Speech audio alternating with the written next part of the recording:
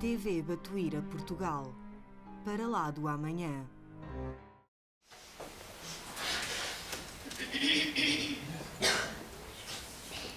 Muito boa tarde a todos. É com muita alegria que estou aqui de volta a esta casa de Batuíra, que tivemos o carinho e a alegria de receber o carinho deste convite do Sr. Orlando, da Rosarinho, Maria João, todos os amigos aqui presentes. E vamos com muita também satisfação apresentar este tema, que é um tema, o magnetismo, dentro da obra de Chico Xavier, mas vou já adiantar o seguinte: não vamos aqui tratar das informações do espírito de André Luiz, porque são mais conhecidas, são mais divulgadas e estudadas por todos no mundo todo. Vamos nos centrar às informações do espírito de Neio Lúcio e do espírito de Emmanuel, tá bem? Aqui é um resumo do que temos a tratar, à medida que o seminário for andando, e pergunta-se de onde vêm essas informações? Da mediunidade de Chico Xavier, da psicografia de Chico Xavier, quando esteve ele, durante 18 anos, frequentando o culto do Evangelho no lar da família do Dr. Rômulo Joviano, nesta casa. Esta era a casa sede da Fazenda Modelo de Pedro Leopoldo, que era propriedade do Ministério da Agricultura do Brasil, e o Chico Xavier inicialmente começou a ir a trabalhar em 1931 como terceiro emprego, numa ocasião em que ele estava necessitadíssimo de recursos financeiros para dar de comer aos seus familiares. Nesta ocasião, Chico tinha 17 pessoas em sua casa, o pai doente, os irmãos e irmãs com respectivas esposas e esposos, todos desempregados, e os sobrinhos para alimentar. E, portanto, ele, que já tinha dois empregos e já frequentava as tarefas espíritas, passou também a fazer um bico, como se fala aqui lá no Brasil. Aqui eu não sei se tem sentido isto, mas fazer um acréscimo de sua renda. Part-time, tá bom. E ali passou a fazer um trabalho temporário aqui, nesta fazenda, que era a fazenda do Ministério da Agricultura. O vizinho de Chico Xavier era o médico, o senhor Fausto Joviano, que era irmão de Dr. Rômulo Joviano, e ficou apiedado de ver a situação da família Xavier e indicou ao irmão: não, tem um rapaz muito bom, muito bonzinho, muito trabalhador, que é meu vizinho, e ele está necessitado de recursos para dar de comer à própria família. De modo que você poderia empregá-lo aqui como auxiliar. Então ele vai trabalhar na Fazenda Modelo do Ministério da Agricultura, presta concurso público em 1935, passa e a partir daí, então, abandona os outros dois empregos e vai ser funcionário público federal do Brasil na condição de escriturário da Fazenda Modelo de Pedro Leopoldo. Acontece que o Dr. Rômulo Joviano já era espírita. A sua esposa, Dona Maria Joviano, havia sido convertida ao espiritismo no Rio de Janeiro, no início do século XX, por um médium português, Inácio Bittencourt, que havia emigrado para o Brasil no século XIX ainda, e havia desenvolvido uma tarefa mediúnica exemplar na cidade do Rio de Janeiro. Ela tinha sido acometida de uma doença, e o médium Inácio Bittencourt foi quem a curou. e ela se torna espírita, apesar da oposição da família, e acaba a levar ao espiritismo o esposo, Dr. Rômulo Joviano. Vejam vocês que a programação espiritual é tal.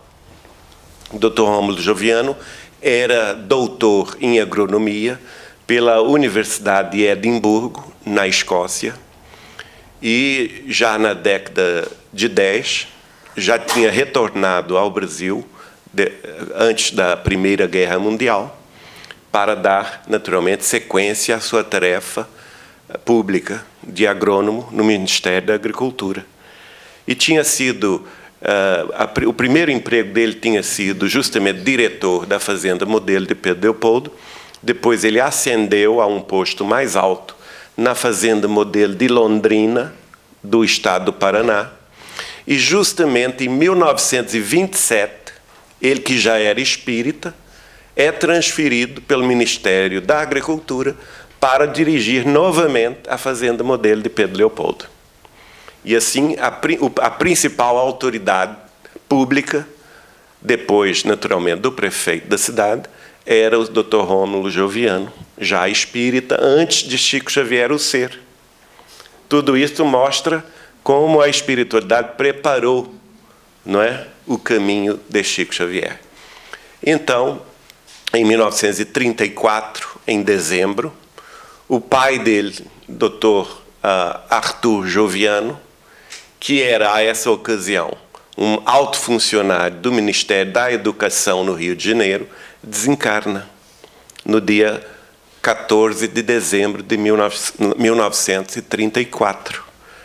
E aí eles fazem, na família, o Chico já trabalhava ali, nesse local, e eles fazem, então, em homenagem ao pai de Dr. Rômulo, que havia desencarnado, o Dr. Arthur Joviano, um culto do Evangelho no lar. E assim inaugura-se, nesta casa, 2 vezes por semana, terças e quartas-feiras, o culto do Evangelho no lar, Arthur Joviano, em homenagem àquele que havia partido em dezembro de 1934. O Chico participa dessas reuniões familiares. As reuniões se realizavam justamente aqui, estão vendo essa janela do segundo andar dupla? Era ali o escritório de Dr. Rômulo, e o culto era realizado ali. E por 2 vezes por semana, vejam bem, o Chico já tinha tanta coisa a fazer na doutrina, não é? E 18 anos seguidos, de 1934, em dezembro, até 1952, quando o Dr. Rômulo, a contragosto, recebe uma promoção para se dirigir ao Rio de Janeiro, e, portanto, teve que sair daí, não é? Durante 18 anos consecutivos, Chico Xavier vai receber psicografias 2 vezes por semana neste culto do Evangelho no lar. Aí temos uma imagem de Chico, por volta aí do início da década de 40, talvez final da década de 30. E aqui a família Joviano, Dr. Rômulo, com sua esposa Dona Maria, a sua filha Wanda Joviano, o cachorrinho Fly, né, que disse a Chico Xavier a ela que estava a acompanhá-la durante 500 anos, desde o século XVI, quando ela, espanhola, foi morar em Londres, na Inglaterra, não é? E os pais de Dona Maria Joviano, a Dona Júlia e o general Aurélio de Amorim. Todos eles são personagens de 2 romances de Emmanuel, 50 anos depois, e Renúncia. Então, 8 meses depois de desencarnar, o professor Arthur Joviano começa a escrever. Mais precisamente em agosto de 1935. E todas as semanas ele vai escrever à família, juntamente com Emmanuel e outros espíritos. Vejam só que bênção teve essa família Joviano de ter Chico Xavier tão perto ao coração. Nós tivemos a alegria de reunir tudo isso em livro a partir do nosso contato com Wanda Joviano, que está encarnada até hoje. Hoje reside na cidade de Petrópolis, no estado do Rio de Janeiro, e é trabalhadora do Lar Espírita André Luiz, não é?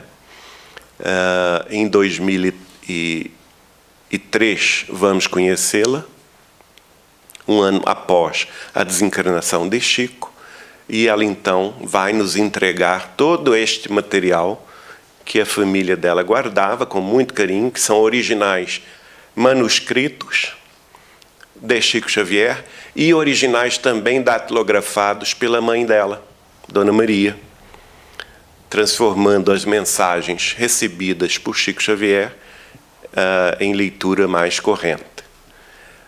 O primeiro livro, portanto, é Sementeira de Luz, que começa com as mensagens de agosto de 1935 e vai como que lá pelo ano de 1942.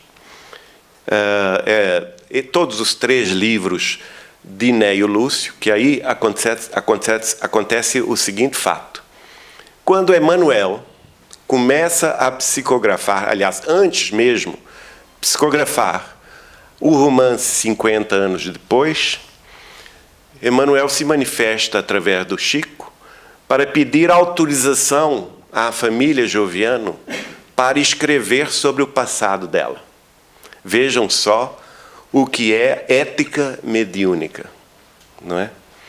Emmanuel, na altura que está, espiritual, pede autorização àquelas personagens encarnadas do romance, antes mesmo de escrevê-lo, revelando a eles que ele iria entrar no passado de todo mundo, trazendo notícias de uma vivência, e essas notícias poderiam fazê-los sofrer novamente.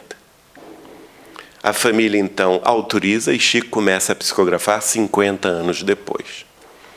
E aí, neste momento, o professor Arthur Joviano, pai de Dr. Rômulo, ainda não sabe quem ele era, 19, 20 séculos antes. Mas à medida em que Emmanuel escreve sobre aquela história toda de 50 anos depois e começa a escrever sobre um personagem chamado Quinéio Lúcius, que nós comumente chamamos Neio Lúcius, o próprio Arthur Joviano vai escrever que ele estava assombrado com o potencial, a força do pensamento de Emmanuel e a bondade daquele espírito que estava a descortinar para ele próprio uma veste rota há muitos séculos, na condição de uma personalidade esquecida de sua vivência na Terra, chamada Neio Lúcius. Então ele se reconhece na personagem de Neio Lúcius.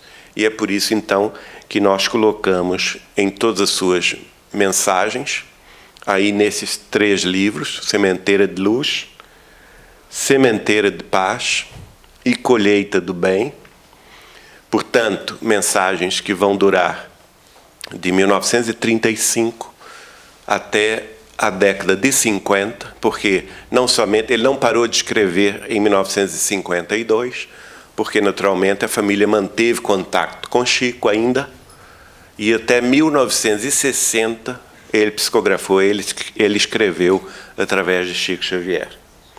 Pois bem, o que é interessante disso tudo?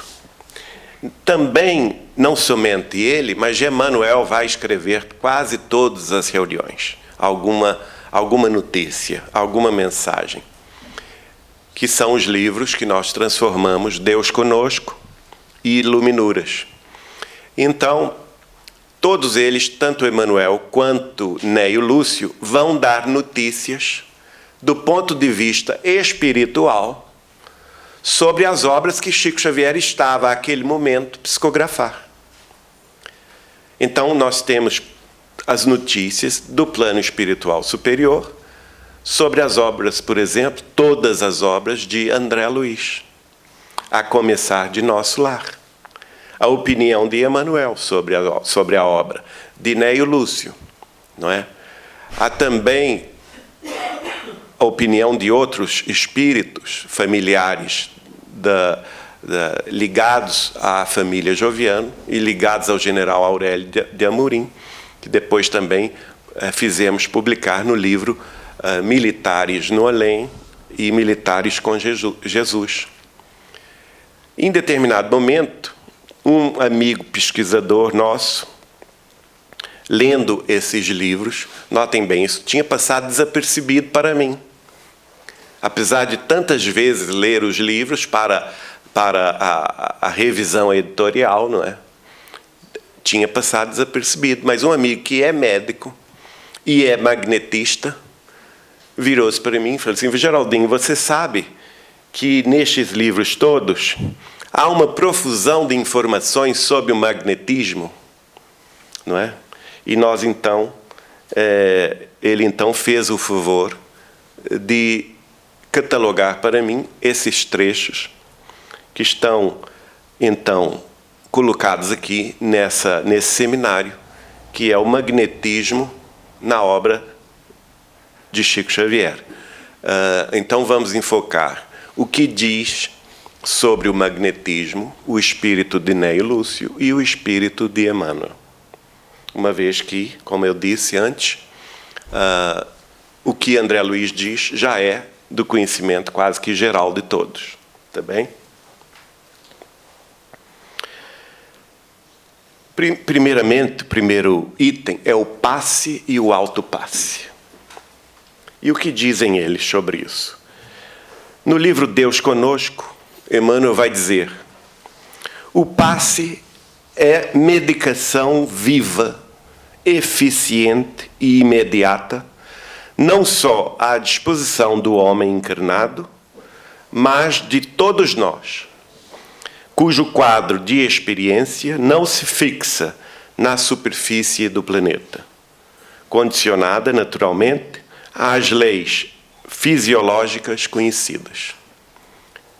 Então, não resta dúvida alguma que o passe é medicação viva. É um recurso medicamentoso, eficiente e imediato, segundo a conceituação de Emmanuel, e que está à disposição de todos nós, homens e mulheres encarnados, ou mesmo, como ele diz, desencarnados, viventes nos planos espirituais imediatos da crosta. Portanto, o estudo do passe é uma obrigação dos espíritas, não é? Os seus estudos não são muito... Não. No chão. Eu queria só uma gentileza. Pode aumentar aqui, porque está pequeno. Olha só.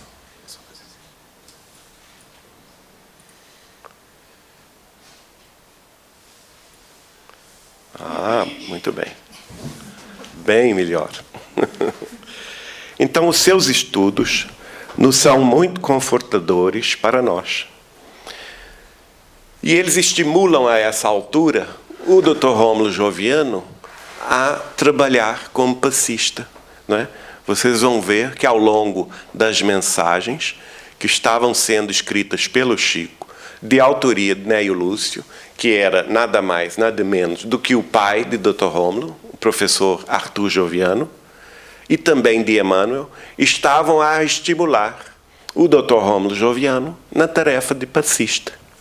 E vamos acompanhar aí, nesses próximos slides, o desenvolvimento da mediunidade dele como passista e o atendimento que ele vai dando às pessoas, porque Dr. Rômulo Joviano também era o presidente do Centro Espírita Luiz Gonzaga, onde Chico Xavier trabalhava, não é? Fundado, inclusive, por Chico Xavier. A essa altura, ele se tornou o presidente do Centro Espírita Luiz Gonzaga e era o diretor da tarefa do passe, juntamente até com meu tio-avô, Zeca Machado. Então, eles vão dizer a ele: os seus estudos, ou seja, do estudo do passe, nos são muito confortadores para nós, prossiga experimentando, aprimorando seus conhecimentos, nesse particular, e aplicando-os quanto seja possível. Bom é trabalhar na terra, honrando as nossas obrigações, mas é muito melhor trabalhar na espiritualidade desde aí, unindo os valores do mundo material e da esfera espiritual na mesma vibração de construtividade. Vejam vocês que nós já temos uma chance, nos espelhando aí nos exemplos dados do Dr. Rômulo Joviano, ali com Chico, e com a instrução espiritual de seu pai e de Emmanuel, que já é uma bênção nós acordarmos para as tarefas espirituais aqui na Terra mesmo. E se estamos a trabalhar na nossa casa espírita, no nosso centro espírita, em alguma tarefa de ordem espiritual, de certa forma estamos a adiantar a nossa vida no mundo espiritual. Correto? Tanto é que ele diz assim: mas é muito melhor trabalhar na espiritualidade desde aí, na face da Terra. O estudo do magnetismo, com as aplicações que lhe são consequentes, no plano do bem, traz uma felicidade enorme ao coração. Você imantará seu idealismo de trabalhador em prodigiosas fontes de força, e além dos amplos benefícios que você poderá distribuir com os encarnados, conseguirá oferecer muito recurso à influência dos benfeitores daqui. Não desanime e continue. Então, quando o trabalhador está pronto, o trabalho aparece, não é? Dr. Rômulo Joviano estava pronto ao trabalho espiritual de se transformar num passista curador, como de fato transformou-se. Vocês verão no decorrer do seminário. E aqui, neste caso, é o próprio pai dele, Neio Lúcio, no livro Sementeiro de Luz, nas páginas 566 e 567, que está a estimulá-lo ao prosseguimento da tarefa, mostrando, inclusive, que o idealismo do trabalhador na face da Terra estaria também atingindo e beneficiando o idealismo dos espíritos desencarnados, que trabalham em benefício dos encarnados, não é? Aqueles espíritos de médicos e enfermeiros espirituais que querem também prestar a caridade, descendo à face da Terra em tarefa caritativa. Mas se não há médiuns que os recebam, que os intuem, eles nada podem fazer, muitas vezes, não é? Então, a disposição do médium, a disposição do trabalhador em prosseguir intimorato na tarefa do auxílio, beneficia não somente a ele próprio, beneficia não somente os doentes sobrecarregados e aflitos que ele vai atender, mas também beneficia os espíritos que estão a trabalhar interessados no bem de todos. E para isso, portanto, o estudo do magnetismo e do passe é fundamental. Nós temos já vários livros catalogados sobre o assunto. Parece-me, então, que o Dr. Rômulo pergunta ao pai que informações extras ele poderia dar sobre o assunto para que ele pudesse aperfeiçoar. Então, na semana seguinte, o pai volta e lhe diz: não daremos a você um manual daqui, vazado em letras humanas, porque seria de fato inútil. É preciso aproveitar as bases dos conhecimentos já catalogados pelas autoridades no assunto e desenvolver a sua capacidade receptiva no desdobramento dos trabalhos, mostrando que já havia aquela ocasião, não é? Na década de 40, informações suficientemente relevantes sobre o passe, em que ele então aproveitasse esse assunto, pesquisando livros sobre magnetismo e sobre o passe. Mas é claro que depois o Chico vai nos dar muito mais informações quando ele passa a receber o espírito de André Luiz, não é? E nas obras que se seguem a Nosso Lar, Os Mensageiros, Missionários da Luz, principalmente, não é? E sucessivamente até nos domínios da mediunidade e depois mecanismos da mediunidade, é claro que essas informações são acrescentadas e acrescidas em muito. Outro subtópico é os ministérios, da iniciação e da prática. Aqui vamos ver novamente o Nélio Lúcio a dizer: cremos de utilidade a intensificação de suas leituras e meditações, referentemente aos serviços de auxílio de magnetização. Ou seja, a tarefa também exige de nós a leitura e a meditação constante. Não basta apenas ler os livros, estudar os livros e ir ao centro espírita, dar cabo da tarefa do passe na hora aprazada. Não é? Quando estamos em casa, é necessário que tenhamos sempre o hábito da boa leitura e da meditação, porque isso nos aproxima da espiritualidade. Aliás, Chico Xavier costumava nos dizer isto: o médium ou o candidato à mediunidade tem que aprender a ascender, tem que aprender a subir através da prece, através da meditação, para que os amigos espirituais, com caridade, deixam e nos encontremos no meio do caminho. Não é? Esse é um esforço que se pede de cada um que seja candidato à mediunidade ou candidato a ser passista ou médium de que seja. Não é? Um esforço da subida. E muitas vezes o esforço da subida é solitário, porque não está a nos acompanhar os familiares, o marido, a mulher, a esposa, os filhos, não é? Nada disto. Ele é solitário. E nós não temos que exigir dos nossos familiares que façam um caminho que nos pertence. E nem tampouco podemos deixar que nossos familiares nos imponham a renúncia a esse caminho. Isso é indigno e injusto. Cada qual tem o seu caminho e deve respeitar, dentro das nossas famílias, o caminho do outro. E se já estamos despertos para este nosso caminho de ascensão, de subida espiritual, de esforço, de dedicação, de estudo, nada poderá nos atrasar o passo. Porque, do contrário, estaremos indo ao encontro, ou de encontro, não, contra as orientações dos espíritos.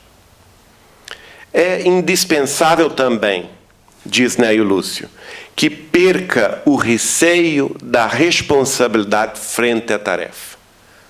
Está aí um ponto muito importante. O receio. Porque todo médium iniciante tem receio da tarefa. Não é? Tem pruridos de, vamos dizer assim, de cuidado. A princípio, e André Luiz vai dizer isto, é natural que se tenha a dúvida.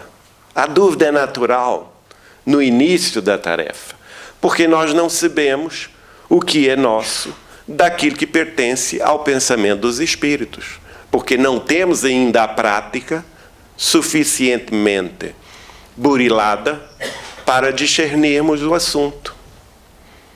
Então surge a dúvida: mas será que isto é meu? Mas eu estou a pensar isto? Será que isso não é fruto da minha imaginação?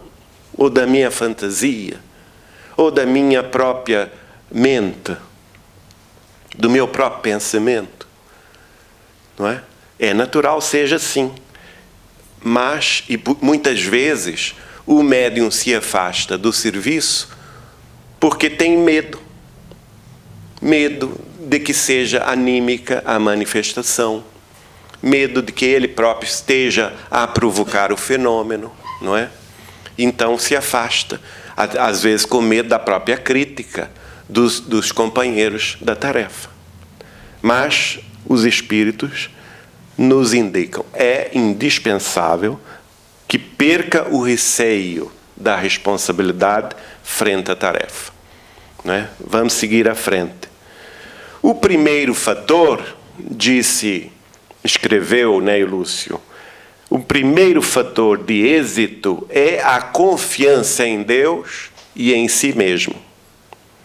Confiar em Deus e em si mesmo é o fator essencial ao sucesso de qualquer realização na face da Terra.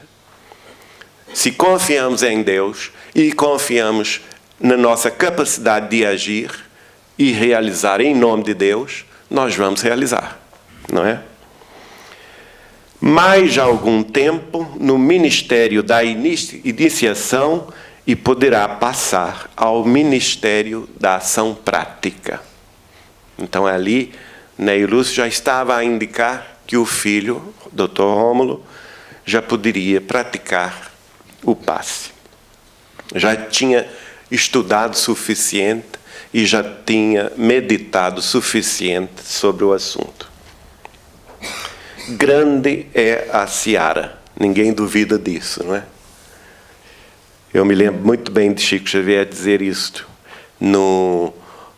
Há um vídeo gravado dele falando isso. Nós, espíritas, somos uma minoria tão mini, não é? Diante da humanidade. Mini. E conseguimos uma coisa espantosa, sermos inimigos íntimos. Ele estava a criticar a nossa disposição de brigar com os nossos companheiros de jornada, não é? Quando nós temos que focar a nossa atenção no que é essencial. E o essencial é a difusão dos postulados da doutrina dos espíritos.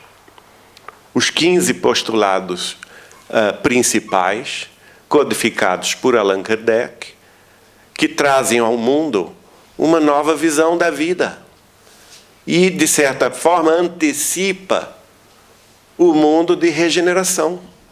Nós, espíritas, temos acesso a um manancial de conhecimentos absurdamente grandes, fabulosos, espetaculares, sobre a vida espiritual, sobre a mediunidade, sobre a influência dos espíritos em nossa vida, sobre a necessidade da autorreforma, sobre a lei da reencarnação, causa e efeito, ação e reação, sobre as vidas sucessivas.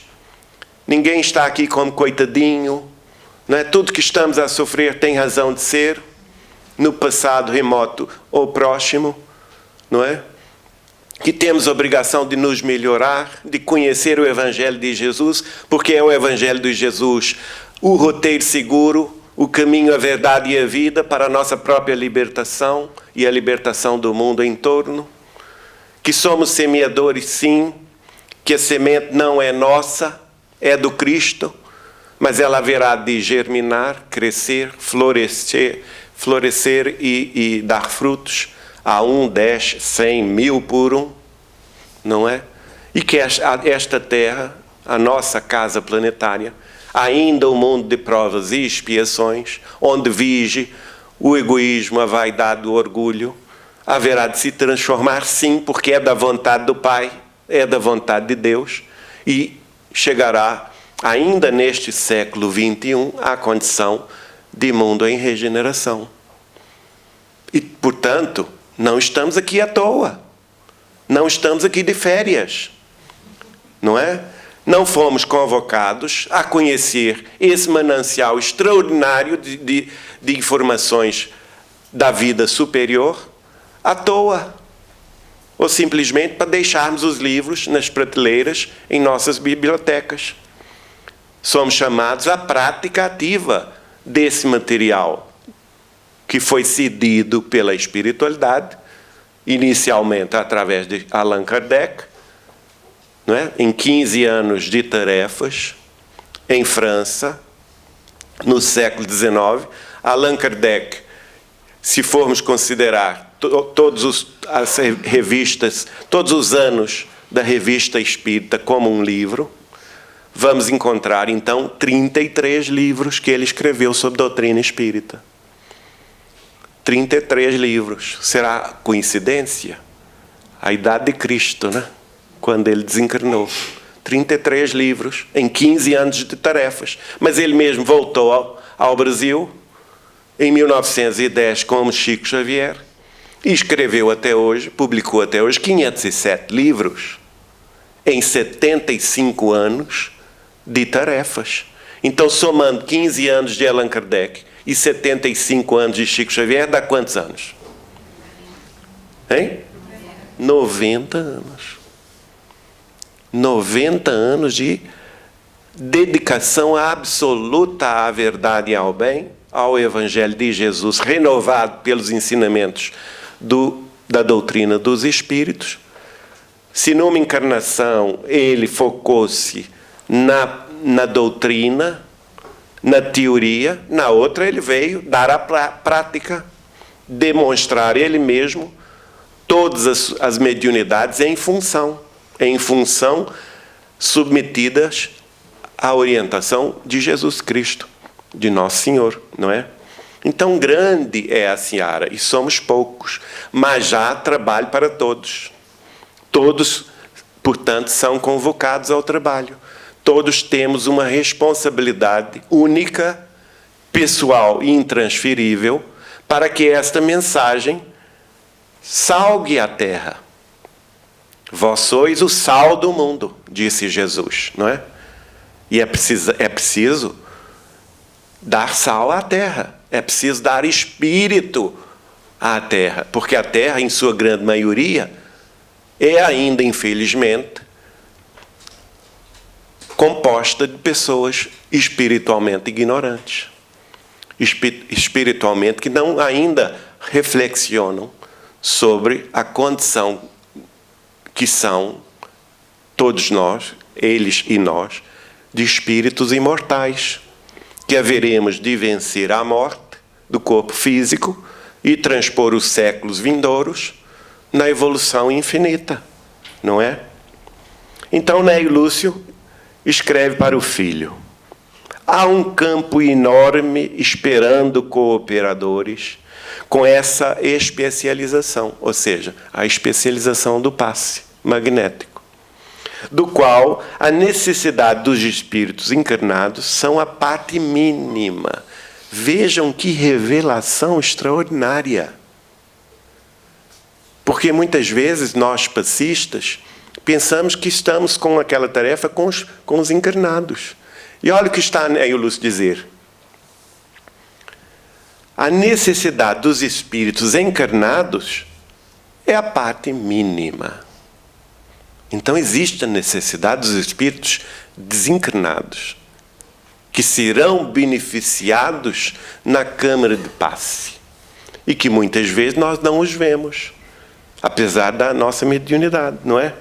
Neste lado, explica ele, em que nos achamos, ao qual as almas doentes aportam aos milhares diariamente, é que vemos a necessidade dos conhecedores das leis magnéticas da vida. Veja que coisa extraordinária, não é? Quanto maior, agora ele fala ao filho, quanto maior a sua serenidade, quanto maior o potencial em posição de ser utilizado pelos benfeitores de nosso plano, ou seja, a serenidade é essencial. A serenidade do médium, seja na família, no trabalho profissional, né? na casa espírita, porque a serenidade do pensamento, a serenidade da mente e do coração dá condição a que os benfeitores da vida maior se utilizem mais facilmente dos potenciais mediúnicos de transmissão das forças magnéticas. Quanto maior a sua serenidade, maior o potencial em posição de ser utilizado pelos benfeitores de nosso plano.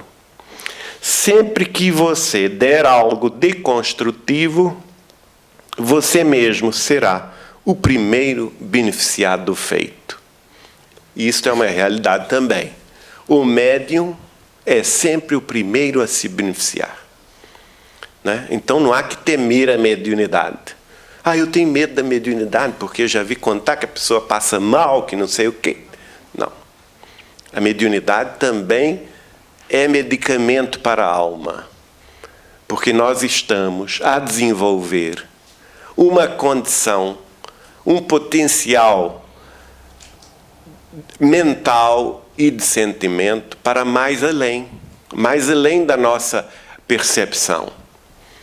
Estamos a alongar a nossa percepção. É o novo sentido da humanidade terrestre, não é? Nós todos temos, claro, tirando aqueles que têm a aprovação da expiação, nós todos já conquistamos os 5 sentidos: a visão, a audição, né, o tato, o paladar.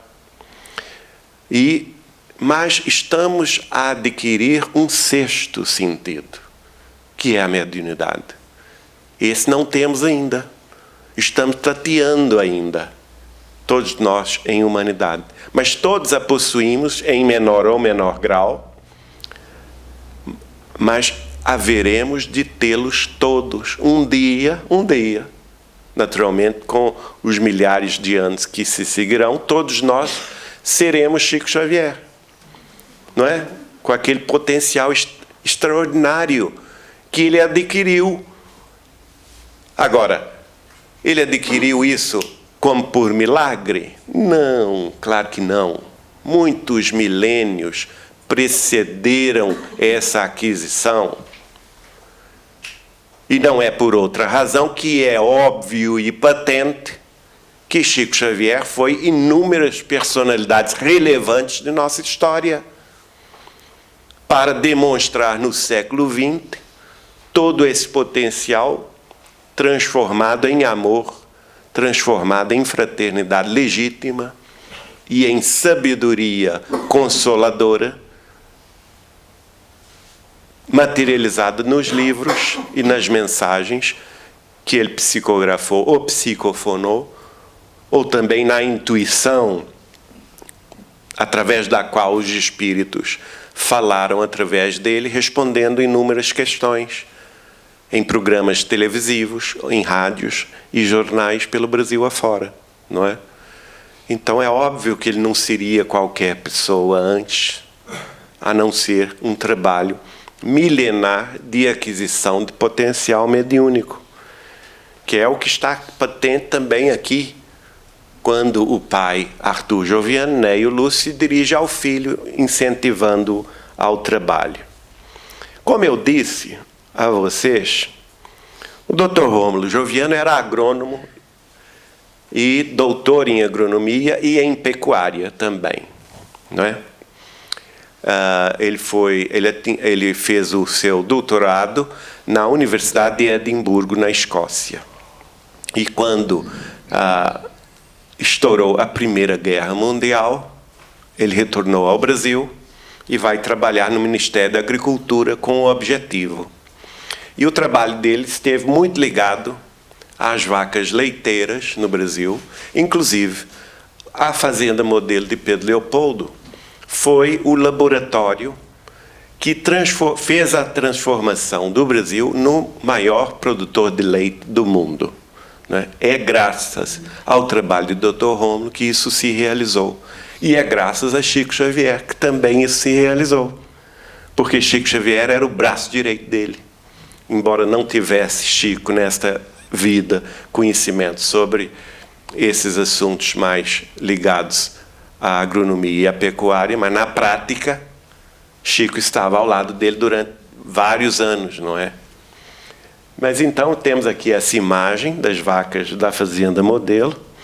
E olhe só o que Neio Lúcio vai dizer ao filho. Seu cuidado com os animais encontrará também, com o desenvolvimento dessas novas energias, novos rumos de edificação. não talvez para agora, nos dias que correm, mas para aqui, na vida espiritual. Olha que coisa extraordinária. Onde os amigos dos seres inferiores, crisálidas de consciência, encontram vasta oficina de recursos para auxiliá-los na subida da evolução através da espécie. Que beleza, hein? Então a gente acha que o passe, a gente está só se preparando para atender os doentes aqui da Terra. E olha aqui o professor Arthur, né, e o Lúcio, dizendo ao filho, ó, vá se preparando, estudando sobre o passe, sobre o magnetismo aí na Terra, porque quando chegares aqui, serás convocado a trabalhar com estes conhecimentos junto aos animais, auxiliando os nossos irmãos inferiores, que ele chama de crisálidas da consciência, para a subida evolutiva. Olha que coisa extraordinária, não é? Coisas que nós nem imaginávamos e que, no entanto, através da mediunidade de Chico Xavier, se tornam patentes, se tornam claras. Agora o subtítulo é o melhor fixador do magnetismo. Aqui vamos ver também Ney Lúcio, na página 577 do livro Sementeira de Luz, dizer o seguinte: com a experiência você aprenderá que não existem dois enfermos iguais. Isto é claro, não é? Cada pessoa, com seus problemas e suas necessidades, é um mundo em si. A necessidade de auxílio é sempre a mesma. Todavia, as manifestações são diversas em cada necessitado. Por isso mesmo, nós temos que ter muito cuidado, porque o que se aplica a determinada pessoa não necessariamente vai se aplicar a outra. Um conselho que se dá a determinado necessitado em determinado campo não necessariamente vai ser geral, não é? Para isso precisamos exercer o bom senso e a calma, o cuidado, a serenidade que ele havia preconizado antes, não é? E ele explica mais: o campo físico e zonas de psiquismo. Quando o corpo não estiver em condições de receber a dádiva, a alma guardará o benefício. Isto aqui, gente, é de profunda relevância. Por quê? Porque nós, comumente, estamos querendo ver o fruto, ver a floração e o fruto antes do tempo. Ah, mas eu estou a dar tanta informação a ciclano ou a fulano, não é? E frequenta palestras, e vai ao centro, e nada adianta, a vida dele não modifique-se. Então, esse fulano não presta. Eu vou largar para lá. É ou não é? Já quebrei a cabeça com ciclana e ela não se emenda. Ou então, isso é muito comum também com os filhos e os netos, que frequentam evangelização infantil.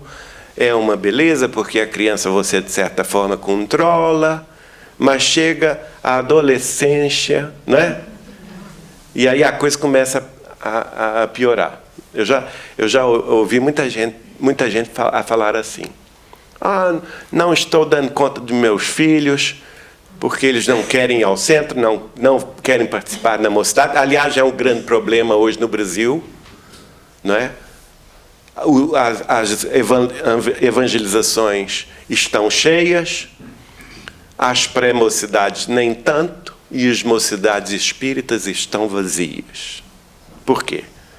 Porque os jovens não querem assumir o compromisso com a doutrina, não é? Acontece que temos que ter confiança em Deus, em primeiro lugar, e em nós mesmos. Se demos a semente, ela vai florescer no momento adequado. Muitas vezes queremos a floração ou queremos o fruto antes da hora, não é? Vamos dar tempo ao tempo. E não significa que não devamos fazer o trabalho de mocidade, divulgar o trabalho de mocidade espírita. Devamos sim, mas também sem muitas exigências, porque tudo virá a seu tempo. Não deseje resultados patentes das ações curativas ou confortadoras no plano do imediatismo comum. Também a gente tem isso, né? Dá o passe na pessoa, quer que a pessoa cure de vez, né? Ah, mas não curou? A dor de cabeça não passou? Ah, meu Deus! Então a pessoa fica, não, isso não é da nossa ordem, da nossa esfera. Isso é da esfera de Deus, dos amigos espirituais superiores. Nós temos que fazer o nosso trabalho, a nossa função. E a nossa função é simplesmente servir. Servir de instrumento. Agora, não podemos nos ficar preocupando se fulano está ou não curado, não é? Se as dores passaram ou não. Vamos orar por ele, continuar orando, continuar recebendo nas tarefas, não é? Ainda que esteja muito necessitado, ele é filho de Deus. Deus é pai dele também, não é? E sabe muito bem de que ele precisa, ou ela precisa. Então temos que ter essa calma também, não é? Não deseje resultados patentes das ações curativas ou confortadoras no plano do imediatismo comum. Espere a passagem do tempo. Está claro.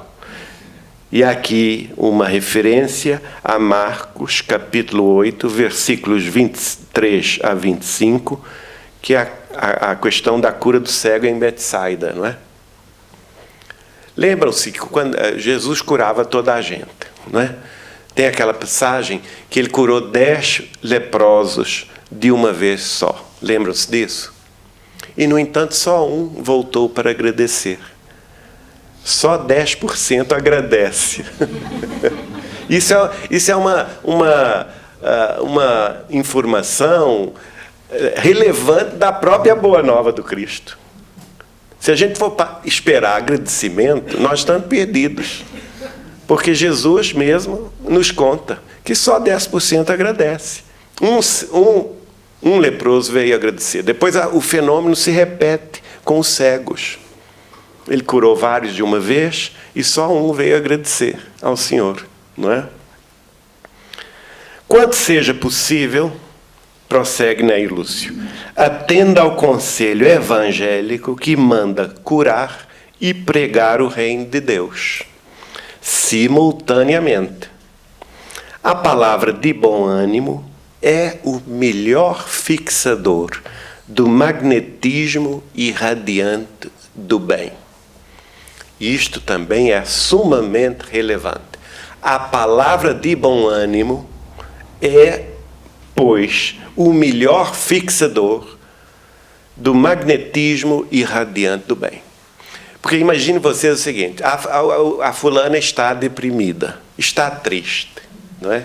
E chega à casa espírita para conversar, para desabafar. E ela precisa ser ouvida.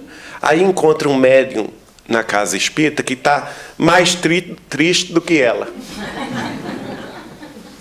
Não é? Já pensou que desastre? E o médico começa a se lamentar. Ai, meu Deus, lá em casa está muito pior. É ou não é? A fulana sai daqui e vai se suicidar. A gente ri, mas é trágico. É trágico. Nós precisamos ter essa noção. A palavra do bom ânimo é essencial a quem fará o atendimento fraterno, a quem fará a recepção na casa espírita. Não dar muita importância aos detalhes, não é? Que às vezes a gente tem a curiosidade de saber os detalhes. Acontece um crime em determinada família, não é? E aí, ou mesmo o caso triste do suicídio. Hoje em dia, um grande mal do século XXI é o suicídio infantil, não é? Por sinal, Allan Kardec vai mostrar isso na Revista Espírita, que quando isso ocorresse, era sinal do ápice da transição planetária. Olha que coisa. Lá na Revista Espírita, no século XIX, ele previu isto. Um espírito fala com Kardec isto. quando o suicídio chegasse à infância, nós estaríamos no ápice da transição planetária. E é o que de fato está a acontecer, não é? Então chega a família necessitada na casa espírita. E aconteceu um crime, aconteceu um suicídio, uma separação e traumática, a família está traumatizada. Não me interessam os detalhes. Quem matou, como foi? E não interessa. O que interessa é transmitir imediatamente a palavra de bom ânimo, a palavra de calma, o convite à prece, o convite à oração. Porque, do contrário, não estamos a modificar o quadro mental de sofrimento da família ou da pessoa, não é? A palavra de bom ânimo é o melhor fixador do magnetismo irradiante do bem. O bem procede de Deus.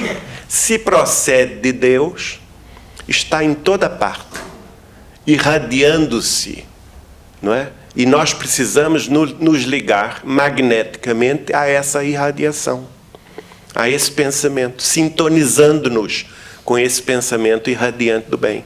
Porque é ele que transforma, não somos nós. Não é o nosso potencial mediúnico que transforma, não. É o potencial irradiante do bem que procede de Deus. Da mesma forma, a conversação espiritualizante é outro item importante. A conversação espiritualizante. Por quê? Porque ela também funciona como um fixador curativo. Isso está no livro Sementeiro de Paz, o segundo livro de Neio Lúcio, na página 325. Ele diz assim: há um conceito muito vulgarizado que se adapta às nossas necessidades de definição. É o da limpeza psíquica. Olha só. Limpeza psíquica. Você não pode, por enquanto, fazer ideia do valor da conversação espiritualizante com o necessitado. Olha aí, tarefa para a assistência fraterna nas casas espíritas, né? Conversação espiritualizante. E ele fala os dois benefícios.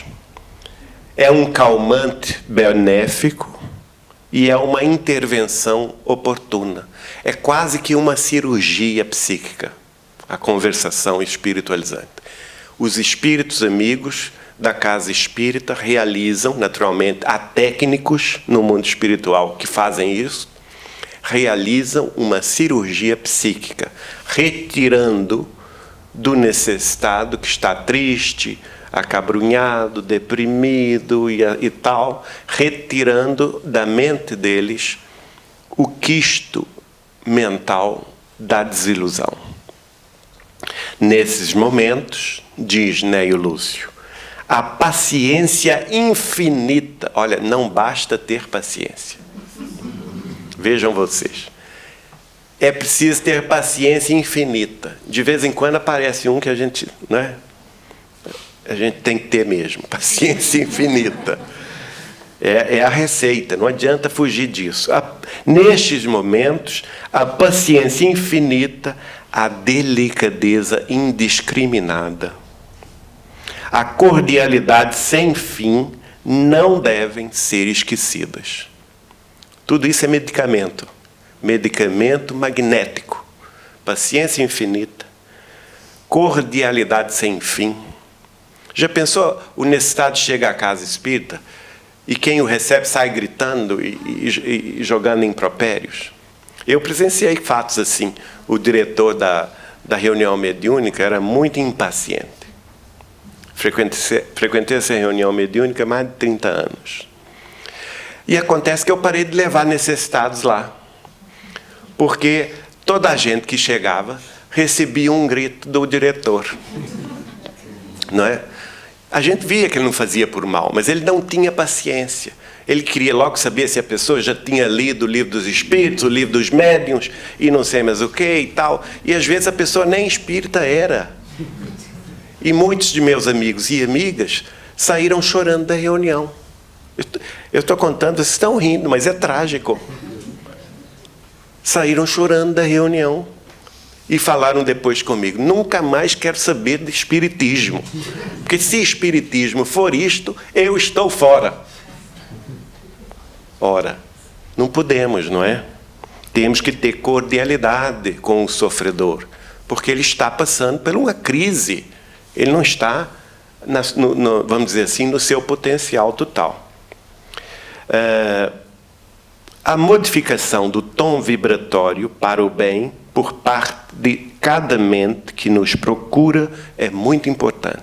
Então, a serenidade mental, o tom de falar também com calma, com respeito pela dor do outro, né? E isso não conseguiremos repetindo a verdade. Outra coisa aqui que é uma orientação importante. Não conseguiremos repetindo a verdade. Exemplo, o evangelismo. É aquela pessoa que está ali a citar o evangelho sem parar, né, na cabeça da pessoa, a pessoa fica até tonta. Por quê? Neio Lúcio vai explicar que, na maioria das situações, é amplamente conhecida do próprio enfermo. Na maioria das situações. O estímulo é a única moeda capaz de soerguer o espírito caído no crime e nas paixões. Então, temos que ter essa noção de que temos que sempre estimular a criatura, sempre trazer a ela uma notícia positiva, um estímulo no bem, uma palavra de calma, de bom ânimo, para que ela saia daquele círculo vicioso de pensamentos e de sentimentos que está a desenvolver. Para que ela quebre esse ciclo vicioso e passe a enxergar coisas mais altas, coisas que dizem respeito à espiritualidade maior. Bom, nós chegamos então ao tempo do nosso intervalo. Daqui a meia hora prosseguiremos.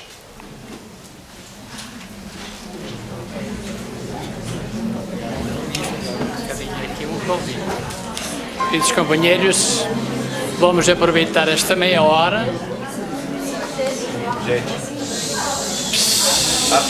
Atenção. Atenção, só um momentinho, fazem favor. Vamos aproveitar esta meia hora para o intervalo.